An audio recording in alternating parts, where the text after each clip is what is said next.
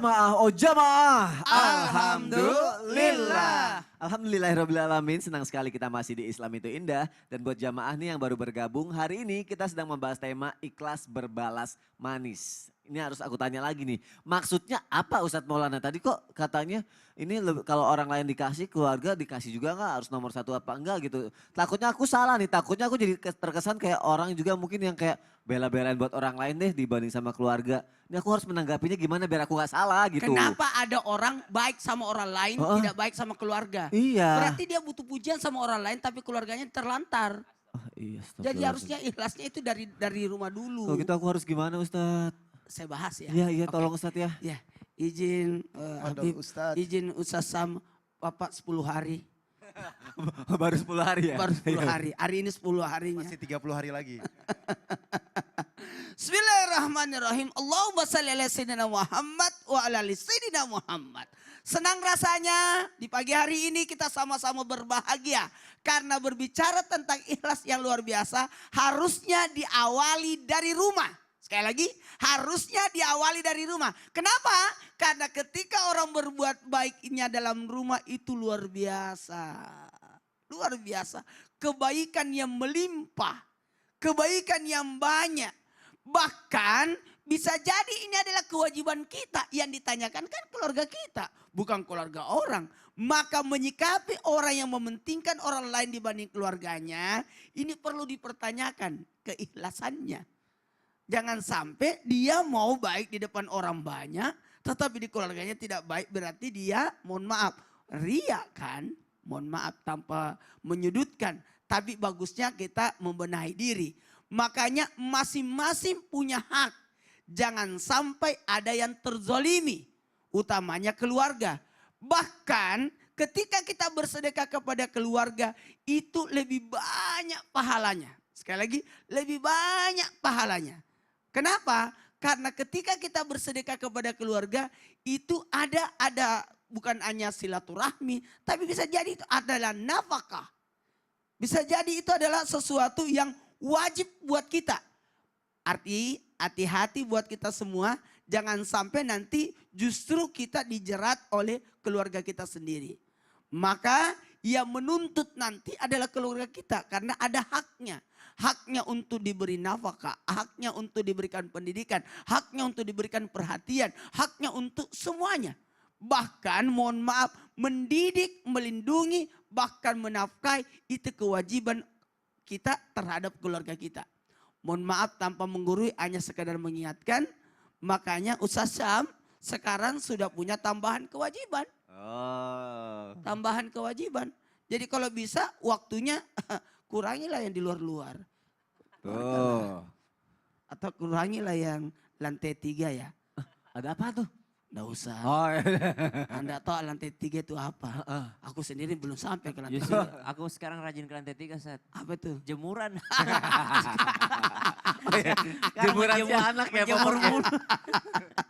Jadi yang menuntut kita adalah keluarga. Bahkan maaf tanpa menggurui, bersabar mendoakan jangan sampai mohon maaf kepada semuanya orang maaf keluarga. Kenapa sih dia tidak perhatikan sama saya? Jadi ada dua sisi nih. Sisi pemberi, sisi orang tua harusnya kepada keluarga. Tapi sisi isi keluarga harusnya bersabar. Jangan sampai kita ketergantungan. Jangan sampai barang siapa yang berharap selain dari Allah, maka tunggulah engkau akan mendapatkan kekecewaan. Semakin tinggi harapanmu kepada selain Allah, semakin tinggi peluang kekecewaan yang engkau akan dapatkan. Makanya perlu kepada kepala rumah tangga, kepada orang tua atau siapapun yang bertindak untuk berbuat baik, harusnya membina, mendidik keluarga itu jauh lebih baik sehingga menjadi karunia. Sehingga juga tidak berharap ketergantungan karena yang memberikan rezeki adalah Allah, Ya. tapi melalui diri kita.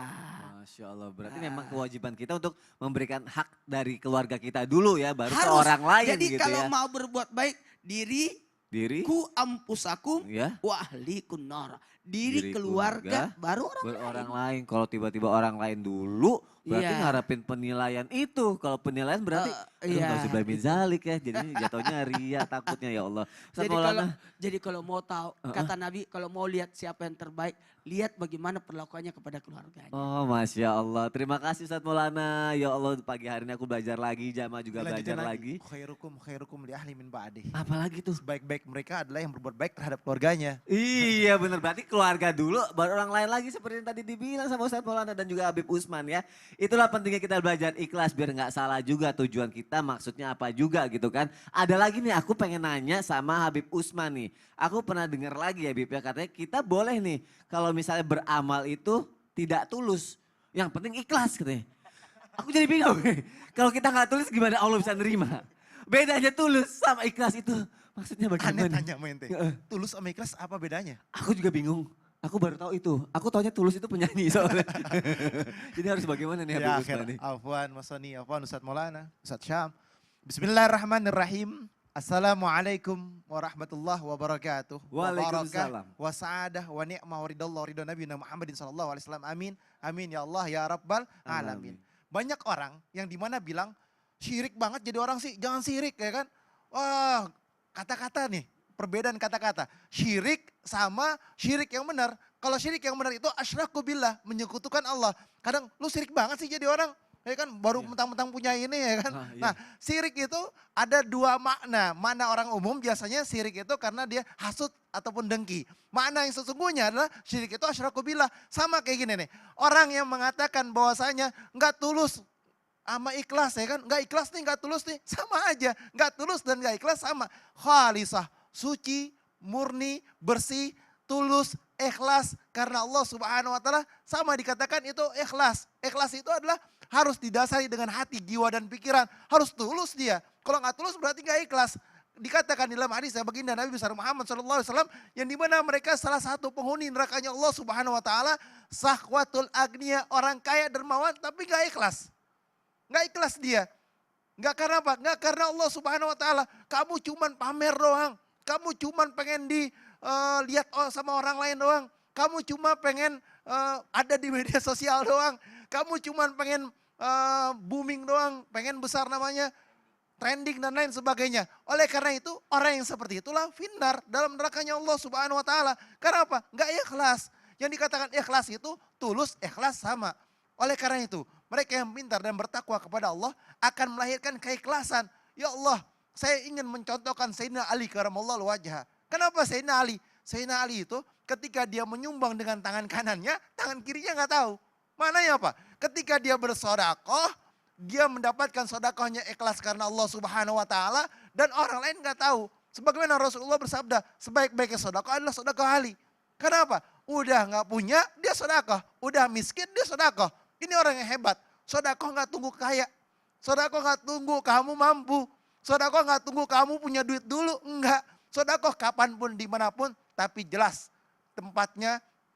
Jelas juga kesiapannya. Jelas juga kemananya. Jelas, yang penting jelas. Dia jelas sedekah karena Allah subhanahu wa ta'ala. Berapapun yang dia milikin berarti dahsyat luar biasa. Kenapa? Presentasi yang dia milikinya. Contoh misalkan ada orang yang kaya raya. Duitnya 10 miliar, 50 miliar. Sedekahnya cuma 100 ribu. Wah kecil banget presentasinya. Ada orang yang punya duit 100 ribu. Jauh Tapi dia banget ya. sedekahnya 20 ribu. 20% berarti dia sedekahnya. Iya. Ya kan? Ente sedekahnya berapa banyak? Kadang-kadang nggak sodako lagi. Gimana ya? Nah, Astagfirullah. Astagfirullahaladzim. Kalau ketika dia nggak bersedekah, berarti dia adalah orang-orang yang kikir. Oleh karena itu bersedekah. Bagus nih Mas Soni nih aktingnya nih. Nggak sedekah karena apa? Nunjukin kalau orang yang nggak sedekah berarti dia kikir. Seburuk-buruknya manusia adalah dia tidak mau mengeluarkan rizkinya karena Allah subhanahu wa ta'ala. Sedekah tadfalu bala, sedekah tulil umri. Sedekah itu mencegah bala, wabah dan musibah dan memanjangkan umur dan dikasih keberkahan oleh Allah subhanahu wa ta'ala. Keluarkan karena Allah, ikhlas karena Allah. Inilah yang dahsyat yang luar biasa. Banyak di antara kita tulus, ikhlas, ridho Allah, berkah. Banyak juga di antara kita yang lainnya pamer, yang penting terkenal, tersohor, hebat. Nah, ini yang salah. Yang penting pokoknya trending, yang penting namanya ada di masjid, terpampang, yang penting dikenal orang, yang penting orang tahu. Nah inilah yang summa na'udzubillah.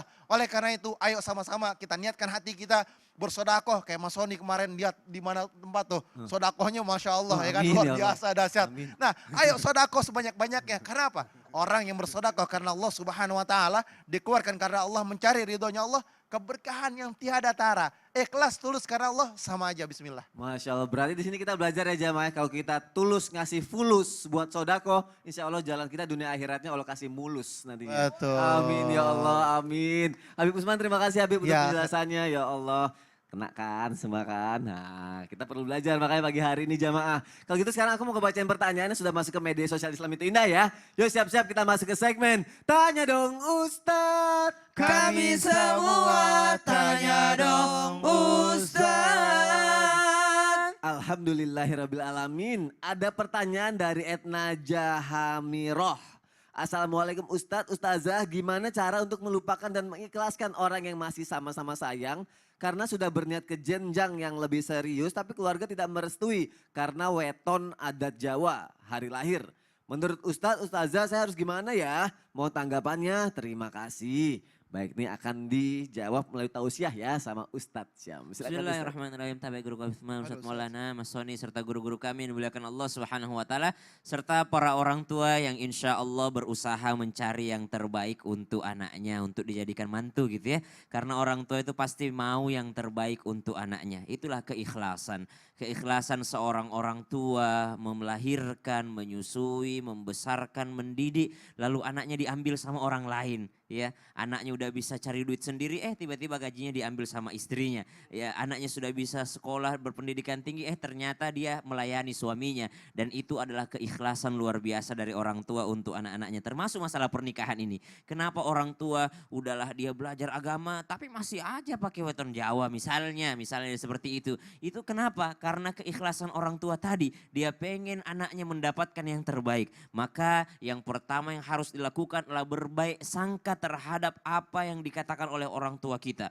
Berusahalah berbaik sangka, berhusnudzon terhadap apapun keputusan daripada orang tua kita. Husnudzon bahwa orang tua saya dari kecil bagaimanapun dia berusaha payah mencari nafkah agar saya bisa meminum susu yang terbaik, itulah orang tua. Saya dari kecil pasti dicarikan sekolah yang terbaik sesuai dengan kemampuan mereka, itulah orang tua. Pasti sekarang untuk ke jenjang pernikahan mereka juga pengen yang terbaik untuk saya. Maka husnudzon yang pertama yang harus dilakukan. Yang kedua, bab tentang ini beda lagi, bukan ikhlas namanya, tapi ridho.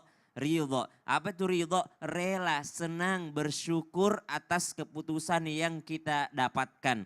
Misal ternyata setelah kita suka dengan satu orang, kita tertarik dengan satu orang, setelah kita timbang-timbang ternyata dia cocok dengan kita. Tapi ternyata jodoh berkata lain, keputusan Allah adalah keputusan yang terbaik untuk kita. Maka kita harus ridho akan keputusan orang tua. Kita harus ridho atas takdirnya Allah Subhanahu wa taala. Bahkan ada ancaman, siapa yang tidak ridho akan takdirku, kata Allah dalam hadis qudsi, siapa yang tidak ridho menerima takdirku, maka silahkan cari bumi selain bumiku.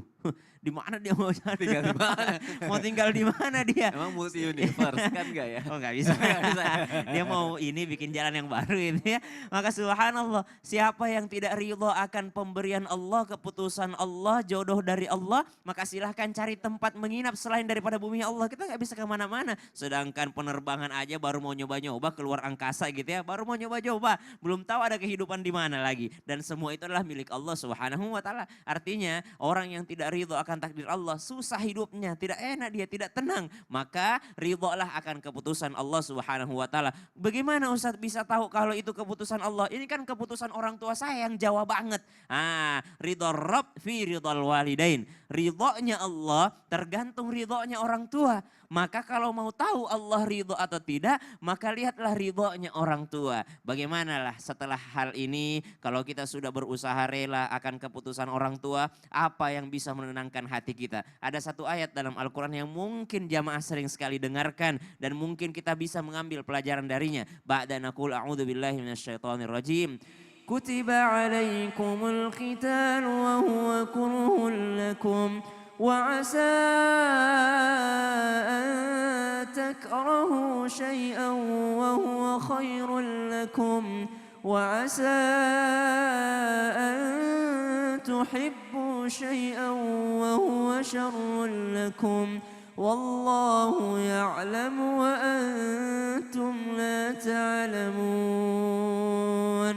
Ayat hiburan bagi mereka yang ternyata jalan hidupnya tidak sesuai dengan keinginannya. Kata Allah, boleh jadi yang kau tidak sukai itu baik bagimu. Dan boleh jadi apa yang kau sangat sukai itu boleh jadi tidak baik bagimu. Dan Allah maha mengetahui sedangkan manusia hanya sedikit sekali pengetahuannya. Wallahu ta'ala alam. Masya Allah, terima kasih Ustaz Syam. Sama-sama Mas Sony. Aku jadi pengen nanya deh Ustaz Syam, Habib Iya. Usman, Ustaz Maulana. Kemarin kan ngasih THR tuh, ngasih berapa sih kira-kira aku jadi pengen tahu deh.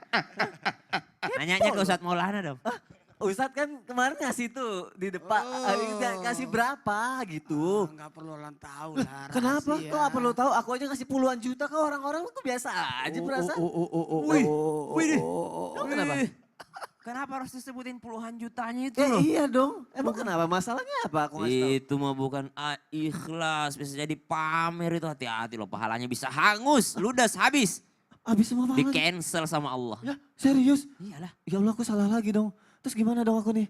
Nah kalau udah kayak gitu, kalau udah di cancel kan udah keluar nih puluhan juta. Udahlah rugi di dunia. Aduh ini gak mau. Ya. Nanti jelasin kasih tau biar aku gak di cancel ya. Jamaah juga masih penasaran punya pengalaman kayak aku gak tetap di Islam itu indah deh. Nanti jelasin nih sama Di guru-guru kita. Bennett, Jangan. Jamaah, alhamdulillah. Jangan. di degradasi. Jangan.